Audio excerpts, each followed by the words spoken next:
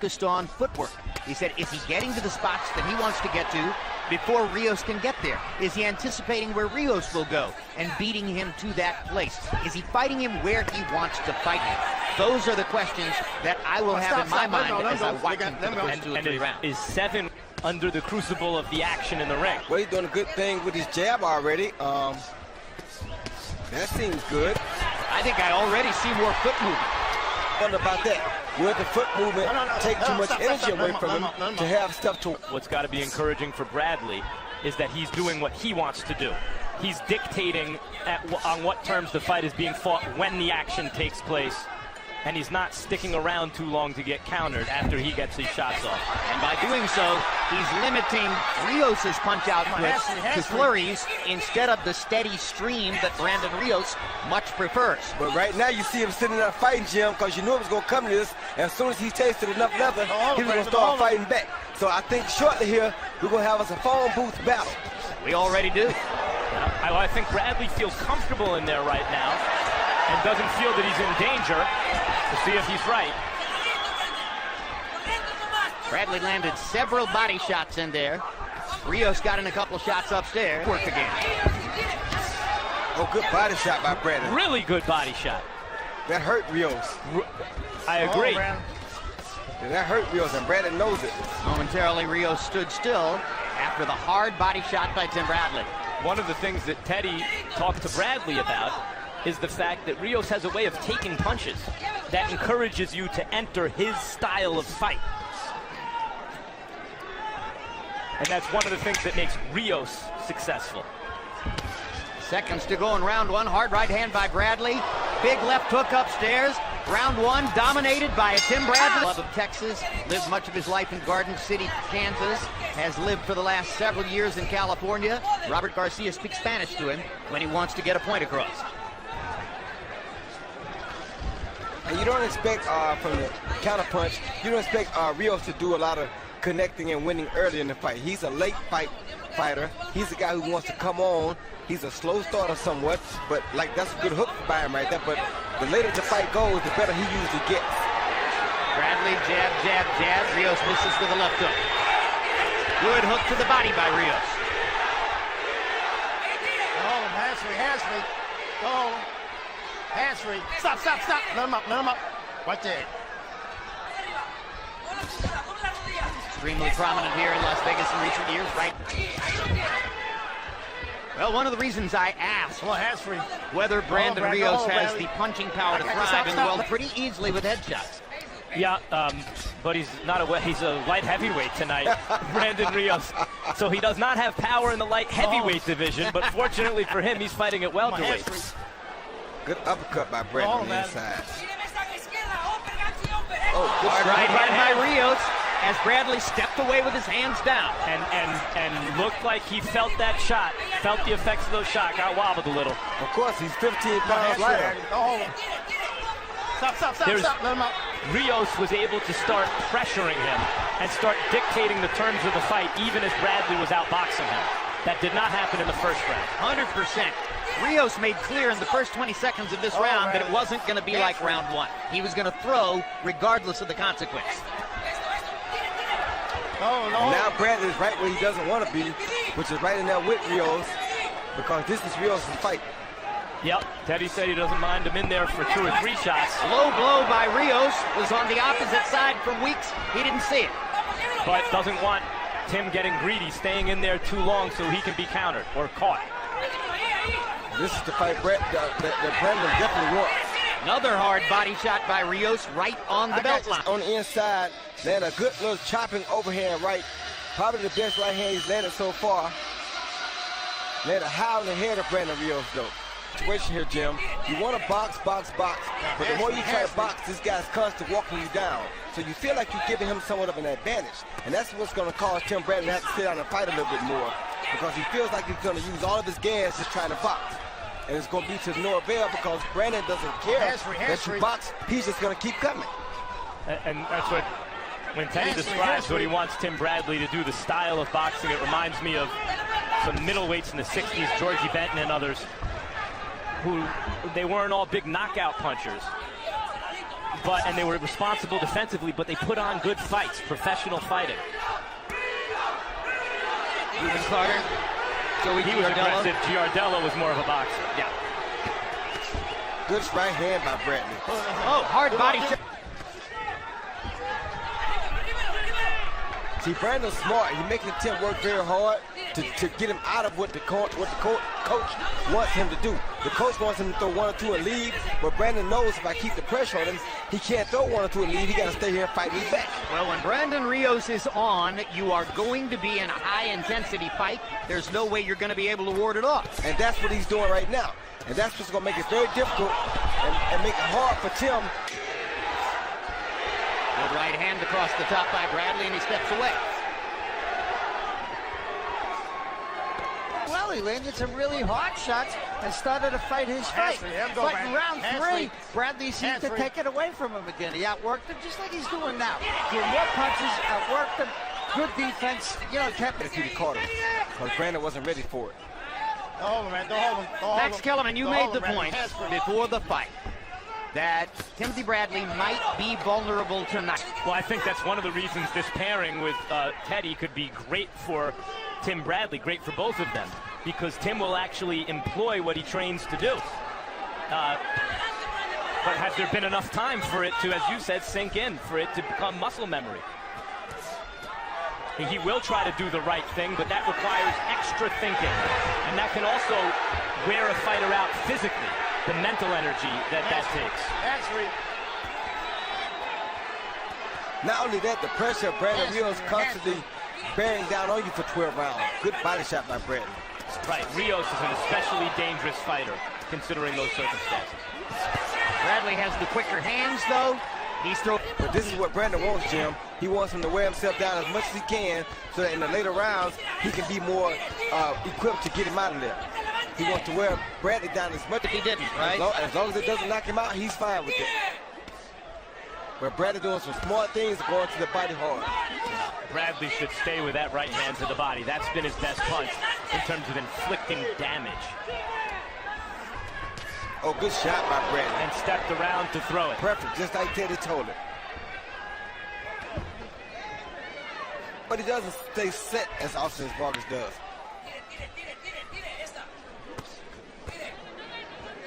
If Brandon Rios could have stayed at lightweight for his entire career, I think he might have become the best lightweight fighter in the world. At welterweight, it's a much more proposition. Big right hand, and Rios winks at Bradley after taking it. I think that's saying a lot, Jim, saying the best lightweight in the world. He might have been the toughest lightweight in the world, but I don't know if he'd have been the best one because he's not really a guy who depends on skills. He's a guy who just depends on heart. But I know what Jim means, Roy, in the sense that Rios had that thing about him. Years ago, that discussion was about Juan Manuel Marquez, who was at that moment the best lightweight in the world. And the question was, could Marquez, with his finesse, with his boxing style, stand up to the hard guy, Rios, who would have gone right at it? Would have been a great fight, but I'll tell you what, this is a pretty good one right now. This is excellent.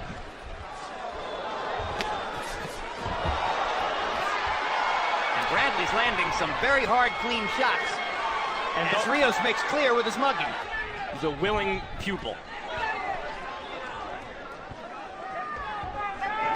Old habits die hard, though. Yeah, there he is for many years, doing it a certain way. When the going gets rough, the fighters resort to doing what they've always done. It takes time to unlearn things. Here you see Bradley throw a jab and get low and come over the top of Brandon's jab with an overhand right, then right on the button. That was a good punch by Tim Bradley, and he slipped Brandon's right. Once again, he comes over the top, this time with a more straight right hand. Brandon tried to roll the shoulder, but was a little slow. When he wants, he's dictating when he does it, and when that's the case, he's in very good shape. Exactly. He's throwing some really good shots too tonight. You see him throwing some hooks with really bad intention on him. Something that I've never seen from him before. Rios seems to be bothered around his right eye. And Bradley hits that right eye with a left hook. And now sticks a jab in.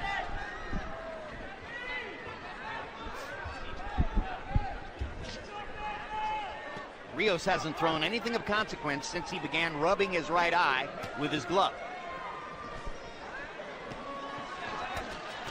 There's Bradley's head on the side as Teddy wants. And then he gets out.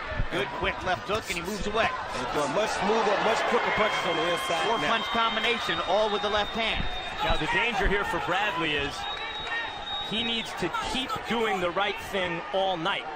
Rios can do the wrong thing all night. He only needs to do the right thing one time if he can hurt Bradley with one of his power shots. Bradley's making it very difficult for him though by pushing him back on the inside, like you said, Max. Yep. And Garcia knows what he has in his charge because they've been together for so long. They speak shorthand in the corner, and they're very much on the same wavelength. Robert Garcia and Rios in the corner. I don't think I've ever seen Tim Bradley this effective as a combination puncher. Me now, either. Whether it's because the target is easy or whether it's because he has stepped up the level of his game is unclear at this moment, but he is looking terrific to this point in the fight. I think it's a little bit of Commitment in the ring, doesn't like what he's seen so far. And Bradley begins the round with a 59-55 Timothy Bradley. I don't know what's wrong with Brandon Rios, Jim. It's not his night. I mean, the guy's really not getting off. You know, he's not throwing all those good hard shots, the kind of shots that knock you out. Hey, look at this. He's standing in the middle of the ring. You know, he slaps him a couple of times, and then he covers up. I mean, it's not Brandon Rios. On the other hand, Timothy Bradley moving, piling up points, combinations inside. Wonderful left jabs when he moves. Good left hooks. He's doing it all. 5-1, Tim Bradley. Max Kellerman has gone to Bradley's corner to talk to Teddy Atlas. Max? Teddy, what do you see so far? I see our game plan. I mean, a guy that's going to come forward all night long and gives a counter him as he comes in and move around him. When you are inside, be in good, strong defensive positions, but don't stay there too long. We're very impressed with how much Tim has seemed to absorb in 7 weeks. Is he doing a good job of implementing what he's learned? Yeah, very good. I mean, very good. Listen, you're kind of easy to impress anyway, Max. I mean, but no, I mean, listen, but it's not over. We got to do it all night long. Everyone has different skill sets. You see our skill sets that use. Hit the other guy's skill set is to come forward and come forward and. Less than a minute to go in round 7. No change in the basic dynamics of the fight. Robert Garcia asked Rios for more energy, asked Rios basically to be more like Brandon Rios and Roy Jones. Hasn't happened in this round. No, Jim, I think a lot of this is that year layoff. You know, when you lay off and you gain so much weight, your body gets used to moving around at that heavier weight, and it's harder to get yourself back to being quick and sharp as you used to be. So most of his camp probably was spent trying to make the weight. That's why he ballooned back up to 170 tonight. With that being said, he doesn't have a lot of days in the gym of being sharp. Most of his days have been slow tonight. So he has more days of training like this than he does of training sharply because of that weight gain, which is a result of the year layoff. And Teddy just gave him a football speech in the corner, and Tim responded to it. You could see it. He was look at this. digging it. Look at this. It's like flipping a switch. I think this could turn out to be a perfect. Bradley's had a way of making.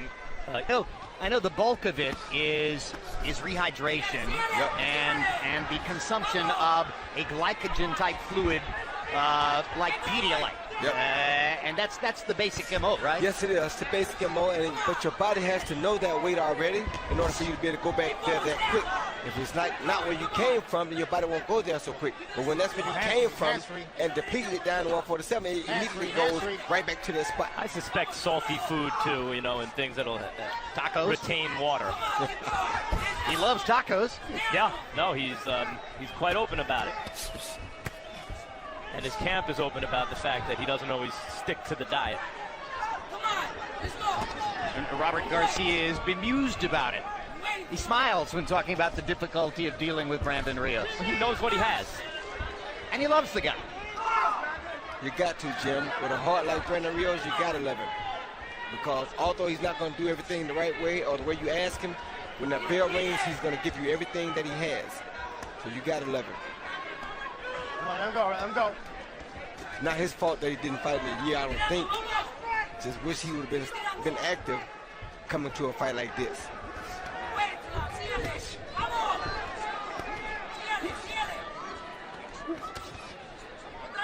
But Tim is looking very good. The best I've ever seen him throw combinations. The best I've ever seen him pick his punches. His choice of punches at the right time. I mean, he looks like a rejuvenated fighter here. And what he hasn't done is to standing twice as many, maybe 3 times as many power shots. It's just an easy win so far for Timothy Bradley. The straight dope. He's like, you know, you take a punch and smile or shake your head. That doesn't win rounds. You got to go get him. Don't hold him. Well, I think at round 9, we're probably beyond the winning rounds issue now. This is easing knockout, or it's going to be more of the same down to the finish of the fight.